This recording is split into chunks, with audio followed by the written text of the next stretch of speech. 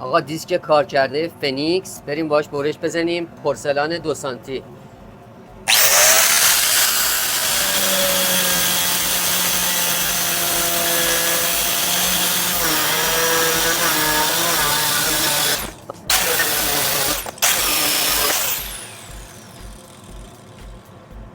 آقا این دیسک فنیکس سالم بدون ترک.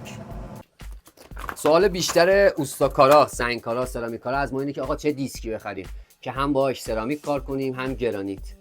ما دیسک فنیکس رو واسهتون آوردیم. پورسلان بره، از سایز 115 داره تا 300، 115، 180، 230 و 300.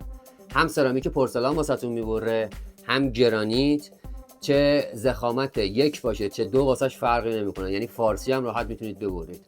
حالا فرق این دیسک با دیسکای دیگه چیه؟ ببینید وقتی شما گرانیت رو برش میزنید درجه حرارتتون میره بالا. چرا؟ چون داخلش فلزه و وقتی میبرید جرقه میزنه بیرون. اینا همون فلزاته که داره از داخلش میاد بیرون. درجه حرارت میره بالا و باعث این میشه این منبسط بشه، ترک بخوره. با این الان میریم چند تا برش میزنیم که ببینید ترک نمیخوره، کیفیتش بالاست و اینکه گارانتی داره. چون کیفیتش خیلی بالاست گارانتی داره.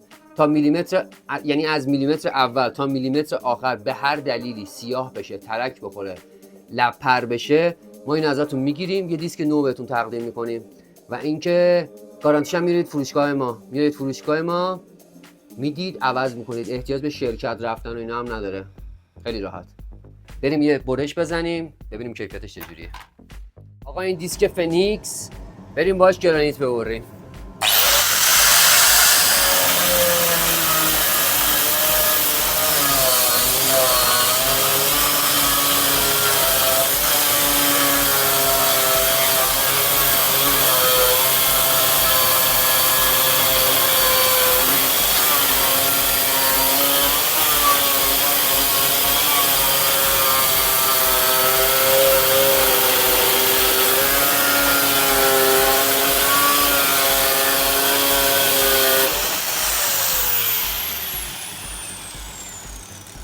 آقا این دیسک فنیکس بدون سیاهی، روی تیغش سیاهی شما نمیبینید، هنوزم کار میکنه، کیفیت بالا. آقا این هم چند مدل سنگ دیگه که تو اینستا از همون سوال کرده بودید اینا رو هم میبره یا نه، اینا رو هم ببریم بساتون.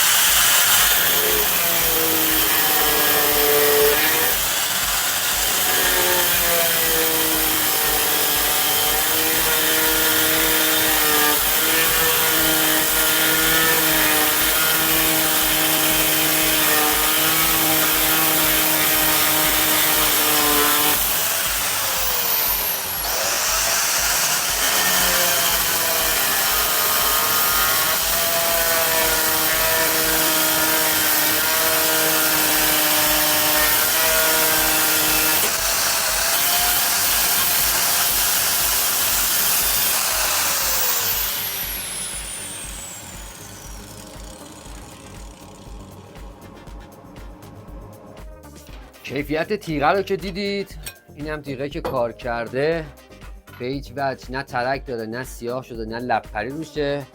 4 مدل سنگ هم که واسهتون بریدیم، پورسلان، گرانیت بور، گلدن بلک، یکی نمیدونم اسمش چیه. امیدوارم ویدیو خوشتون اومده باشه و لایک و سابسکرایب و شیر هم یادتون نره. مخلصیم.